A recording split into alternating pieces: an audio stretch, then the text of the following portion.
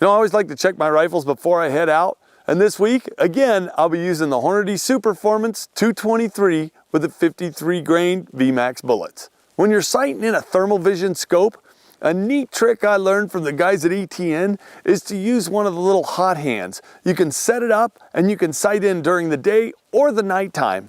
But a lot of times just for fun, well, I like sighting in using a water bottle. Even in the daytime, I like a reactive target. Paper's fine, but I like stuff that'll blow up. So a lot of times I go to the water bottle during the daytime as well.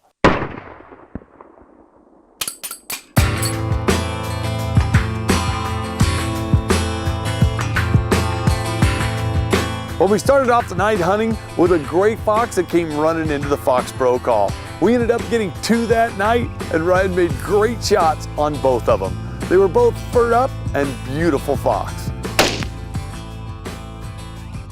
Well, man, that's awesome, buddy. That was a good time. Congratulations, good shooting. Thank you. Yep, that's awesome. That's the first time with the Rock River, or have you used those before? No, that's the first time. What'd you think? That was awesome. Well, I know you've killed stuff with ATN, I have too. And you know, this is what's fun about night hunting. That's my buddy Ryan from Georgia. Not only do you run an outfitting business in Georgia, you've also helped me guide elk and antelope and deer and bear and a little bit of everything here in Colorado. So we decided to go out and do a little night hunting tonight. And what's really cool about the ATN Thor is just, man, it makes them pop out, doesn't it? It does. I mean, just as soon as they break cover, they're glowing bright white. Oh, it's awesome. Well, it was cool. A lot of people ask about our setup, and Ryan was running the Rock River Arms 223 with a Thor thermal vision scope. What do you prefer, night or thermal? I know you've shot both. I like thermal. I'm with you. Hands down, because you can pick that animal up in cover as he's coming in before he breaks into the opening you're looking over. Oh yeah, there's advantages, I think, and disadvantages to both. Right. But I lean a little bit toward the thermal too, although I've had some great hunts with night vision. Night vision, they say that you can really identify things, you know what I mean? For identification, a little more clarity, you know what I mean? Night vision's awesome.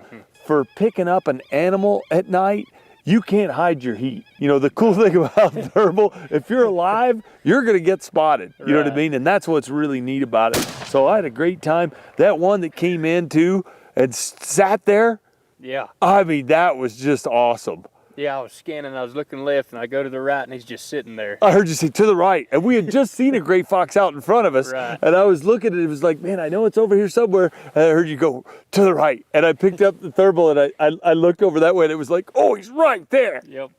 And you'll be able to see, because I also videoed you going to recover that gray fox, so it was really cool, because you could see the heat coming from you, and even when you picked up the fox, I could see it from that as well. Oh, that's neat. You know, the other cool thing, I've got a 10 zinc pack here, and check out I've got this, see how comfy I was? Yeah, I noticed that. You can kick out these. I've got a pad right here. So literally I use my back. I take my backpack, pop it in the snow, it keeps the pack up for me. I take this pad, I snap it on up front, and I literally have a backrest, even if there's not a tree there. So it's kind of a comfortable setup. And you'll get older one day and you'll see things like that are pretty handy. Yeah.